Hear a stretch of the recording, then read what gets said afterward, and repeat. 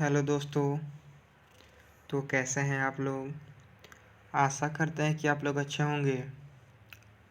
आज के इस वीडियो में क्लास 10th का जो ऑफलाइन सोशल साइंस का मॉडल सेट था उसका हम सॉल्यूशन पिछले कुछ दिनों से कर रहे हैं, जिसमें से हम अभी तक टोटल 8 वीडियो अपलोड कर चुके हैं, जिसमें कुछ ऑफिशियल है और कुछ ऑफलाइन जो ऑफिशियल आया है वो मिलाकर टोटल अभी तक 8 में मॉडल सेट अपलोड कर चुका हूँ। जिसमें से जो तीसरा मॉडल सेट था उसमें मैंने 1 से लेकर और 40 तक क्वेश्चन का सॉल्यूशन करा दिए थे, यानी कि पिछला जो वीडियो था उसमें। और इस वीडियो में मैं आज आपको जो बाकी था 41 से लेकर 80 तक, इसका मैं सॉल्यूशन कराने वाला हूँ। तो इस वीडियो का सॉल्यूशन कराने से पहले एक छोटा सा आप लोग से रिक्वेस्ट है कि सबसे पहले आप लोग इस चैनल को सब्सक्राइब करें, लाइक करें और जितना ज़्यादा से ज़्यादा हो सके इसे शेयर करें। तो चलिए आज का पहला क्वेश्चन हम देखते हैं। विनिमय बिल निम्नलिखित में से किसके प्रकार हैं? तो ऑप्शन नंबर बी हो जाएगा साख पत्र। दूसरा क्वेश्चन है, मुद्रा वह है जिसके चारों तरफ संपूर्ण आर्थिक विज्ञान चक्कर काटता है, यह किसका कर्तव्य है? यानी कि ये वक्तव्य है, ये किनका कथन है, यानी कि ये जो स्टेटमेंट है ये किन्होंने दिया था? तो ऑप्शन नंबर बी हो जाएगा मार्शल ने। अगला क्वेश्चन नंबर 43 है, भारतीय रिजर्व बैंक की स्थापना कब हुई? भारतीय रिजर्व बैंक की स्थापना कब हुई? तो ऑप्शन नंबर बी हो जाएगा 1935। आपको कमेंट बॉक्स में बताना है कि 1999 में, यानी कि 1999 में किस बैंक की स्थापना हुई थी? आप इसे ज़रूर कमेंट बॉक्स में बताएं। चलिए आज का 44 नंबर क्वेश्चन है, भारत में सहकारिता आंदोलन का आरंभ कब हुआ था? ये जो क्वेश्चन था मैं पिछले वीडियो में इसका आंसर आपको बताए थे, तो इसका भी आंसर आप लोग कमेंट बॉक्स में बताइए, ताकि इससे ये पता चलेगा कि आपकी तैयारी क्या है। क्या सिर्फ आप लोग वीडियो ही देख रहे हैं या तैयारी भी कर रहे हैं? तो इसलिए आप लोग इस क्वेश्चन का आंसर कमेंट बॉक्स में बताएं, जिससे आपकी तैयारी क्या क्या कंडीशन है वो पता चलेगा। चलिए अगला क्वेश्चन नंबर 45 है, किस क्षेत्र को द्वितीय क्षेत्र कहा जाता है? किस क्षेत्र को द्वितीय क्षेत्र कहा जाता है? तो ऑप्शन नंबर सी हो जाएगा उद्योग। और कृषि किस क्षेत्र में आता है? तो प्रथम में। और आप सेवा किस क्षेत्र में आता है? इसे आप कमेंट बॉक्स में इसको भी ज़रूर बताएं कि सेवा किस क्षेत्र के अंतर्गत आता है। अगला क्वेश्चन नंबर 46 है, इनमें से पिछड़ा राज्य किसे कहा जाता है? इनमें से पिछड़ा राज्य किसे कहा जाता है? तो ऑप्शन नंबर सी हो जाएगा बिहार। अगला क्वेश्चन है क्वेश्चन नंबर 47, नई आर्थिक नीति की घोषणा भारत में कब की गई? नई आर्थिक नीति की घोषणा कब की गई? तो ऑप्शन नंबर सी हो जाएगा 1991।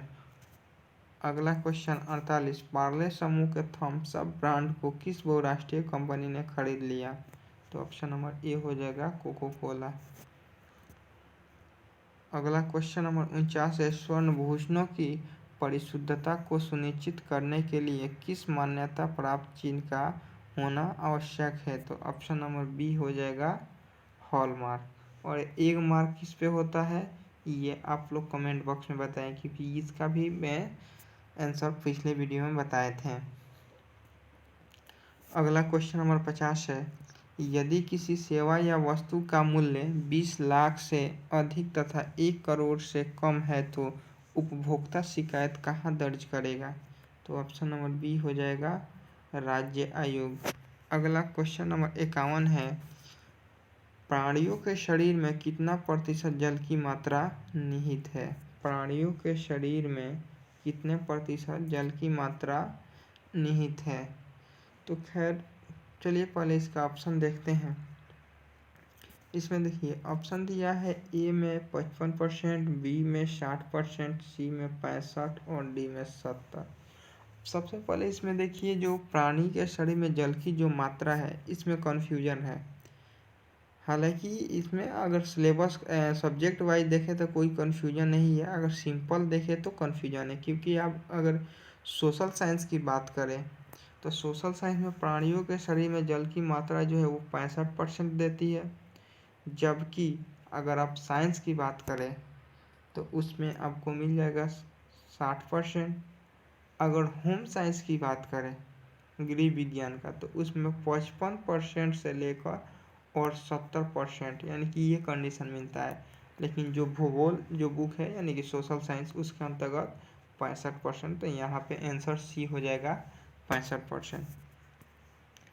अगला क्वेश्चन नंबर 52 है, 1 टन इस्पात बनाने में कितने मैग्नीज का प्रयोग होता है? तो ऑप्शन नंबर बी हो जाएगा 10 किलोग्राम।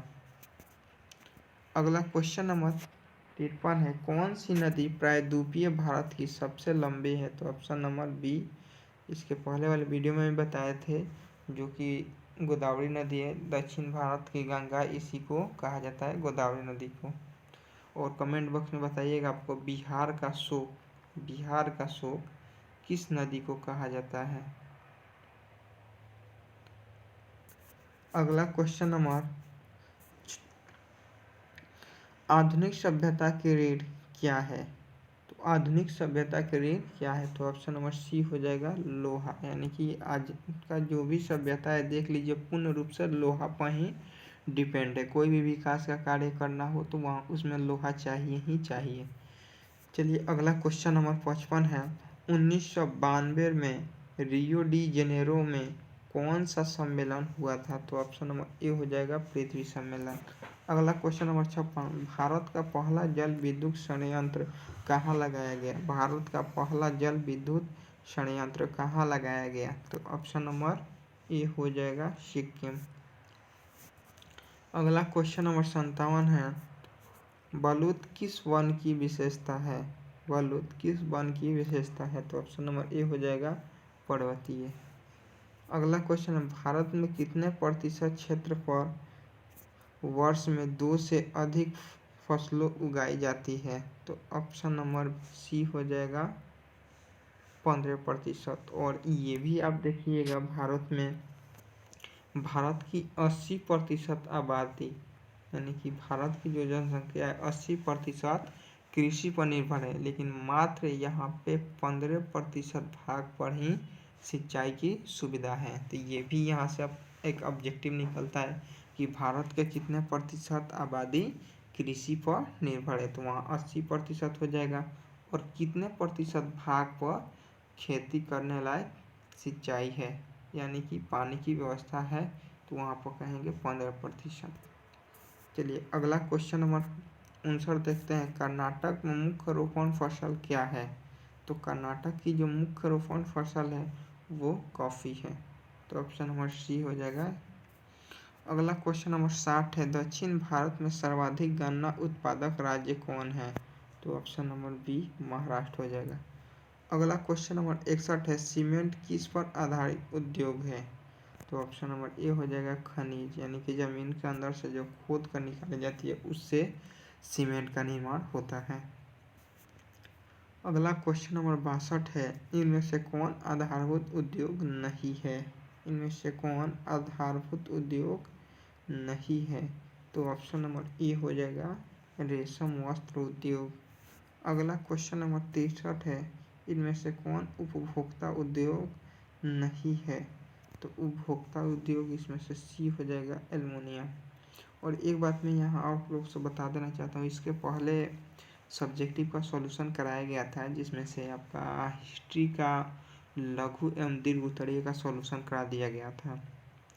उसके आगे कुछ और ऑफिशियल मॉडल सेट था जिसमें से सब्जेक्टिव में आपका हिस्ट्री पॉलिटिकल साइंस और ज्योग्राफी और कुछ आपदा का था। ये सारी बातें कुछ बची हुई थी, तो आगे आपको अगर ज़रूरत हो इसका तो एक बार आप कमेंट कीजिएगा, सब्जेक्टिव पर भी वीडियो बनाया जाएगा। चलिए अगला क्वेश्चन देखते हैं 64 कि निम्नलिखित में से परिवहन का कौन सा साधन वाहनांतरण हानियों तथा दूरी को घटाता है। तो ऑप्शन नंबर सी हो जाएगा पाइपलाइन परिवहन। और एक बात और याद रखिएगा कि कौन सा परिवहन सबसे सस्ता परिवहन है, तो वहाँ भी आंसर यही होता है पाइपलाइन परिवहन। अगर पाइपलाइन परिवहन न दिया हो तो उस परिस्थिति में जल परिवहन हो जाएगा, लेकिन अगर पाइपलाइन और जल परिवहन दोनों दिया हो तो वहाँ पे पाइपलाइन परिवहन ही होगा। अगला क्वेश्चन नंबर 65 है निम्नलिखित में से कौन सा राज्य हजीरा विजयपुर जगदीशपुर पाइपलाइन से नहीं जुड़ा है। तो ऑप्शन नंबर बी हो जाएगा महाराष्ट्र, लेकिन ये कोई खास इम्पोर्टेंट क्वेश्चन नहीं है, इसको इग्नोर भी कर सकते हैं। अगला क्वेश्चन नंबर 66 है इनमें से कौन सा पतन पूर्वी तट पर स्थित है जो अंतःस्थलीय तथा अधिकतम गहराई का पतन है तथा पूर्ण सुरक्षित है। चलिए इसका ऑप्शन देखते हैं। तो यहाँ पे ऑप्शन नंबर डी हो जाएगा विशाखापट्टनम। अगला क्वेश्चन नंबर 67 है कांवड़ झील स्थित है। कांवड़ झील कहाँ स्थित है, इसका भी आंसर आप लोग कमेंट बॉक्स में बताइएगा, क्योंकि ये जो क्वेश्चन है ये आज चौथा रिपीट हो रहा है, चौथा या तीसरा बार रिपीट हो रहा है। हर मॉडल सेट में ये लगभग देता है। अब इससे आप अंदाज़ा लगा सकते हैं कितना इम्पोर्टेंट है। तो इसको आप VVI कर लीजिएगा, VVI। और इसका आंसर आप लोग कमेंट बॉक्स में बताइए। अगर ना मालूम हो तो प्रीवियस का जो भी पहले वाला जो वीडियो अपलोड किए उसमें इसका आंसर हम बताए हैं। अगला क्वेश्चन बिहार में तेल शोधक कारखाना कहाँ स्थित है। ये भी आपका VVI है, आंसर हो जाएगा सी बरौनी। अगला क्वेश्चन नंबर 69 है किस नगर में कालीन तैयार होता है। किस नगर में कालीन, तो ऑप्शन नंबर ए हो जाएगा ओबरा। अगला क्वेश्चन नंबर 70 है 2001 ईस्वी की जनगणना के अनुसार बिहार की नगरीय आबादी कितनी थी। तो ऑप्शन नंबर सी हो जाएगा 10.5। ये भी मोस्ट इम्पोर्टेंट क्वेश्चन है आपका VVI क्वेश्चन, इसको भी रखिएगा। अगला क्वेश्चन नंबर 71 है ऊंचावच प्रदर्शन के लिए हैसूर विधि का विकास किसने किया। तो लेहमान महोदय ने किया था। ये कहाँ के थे रहने वाले, यानी कि ऑस्ट्रिया के ये रहने वाले थे लेहमान महोदय, एक सैनिक गुट के ये प्रधान थे। अगला क्वेश्चन नंबर 72 है भारत का राष्ट्रीय पक्षी कौन सा है। तो ऑप्शन नंबर सी हो जाएगा मयूर, यानी कि इसको हम शॉर्ट में मोर भी कहते हैं, यानी कि इसका दूसरा नाम मयूर है और इसे मोर के नाम से भी हम लोग जानते हैं बोलचाल की भाषा में। अगला क्वेश्चन नंबर 73 है कि निम्नलिखित में से कौन सा जानवर केवल भारत में ही पाया जाता है। तो ऑप्शन नंबर ए हो जाएगा घड़ियाल। अगला क्वेश्चन नंबर 74 है लौह अयस्क किस प्रकार का संसाधन है। लौह अयस्क किस प्रकार का संसाधन, तो ऑप्शन नंबर डी हो जाएगा अनवीकरणीय। अगला क्वेश्चन तट रेखा से कितने किमी तक का क्षेत्र सीमा अपवर्जक आर्थिक क्षेत्र कहलाते हैं। तो ऑप्शन नंबर बी हो जाएगा 200 nm। अगला क्वेश्चन नंबर 76 है इनमें से कौन सा मानव जनित आपदा है। इनमें से कौन सा मानव जनित आपदा है। तो सांप्रदायिकता भी जो है मानव के द्वारा फैलाए जाते हैं। आतंकवाद जो भी है मानव के कारण ही होता है। महामारी जो आती है वो मानव के कारण।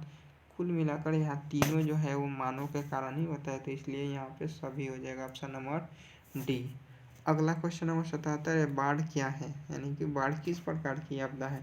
तो ऑप्शन नंबर ए हो जाएगा प्राकृतिक आपदा।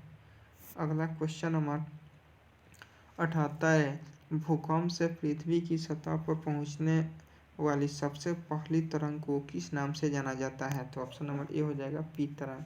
और आपको कमेंट बॉक्स में बताना है भूकंप की तीव्रता का मापन किस स्केल के माध्यम से होता है या किस यंत्र से, यानी कि भूकंप का जो तीव्र चाल होता है वो किस यंत्र से मापा जाता है, वो आपको कमेंट बॉक्स में बताना है। अगला क्वेश्चन नंबर आग से जलने की स्थिति में जले हुए स्थान पर क्या प्राथमिक उपचार करना चाहिए? तो ऑप्शन नंबर ए हो जाएगा ठंडा पानी डालना चाहिए।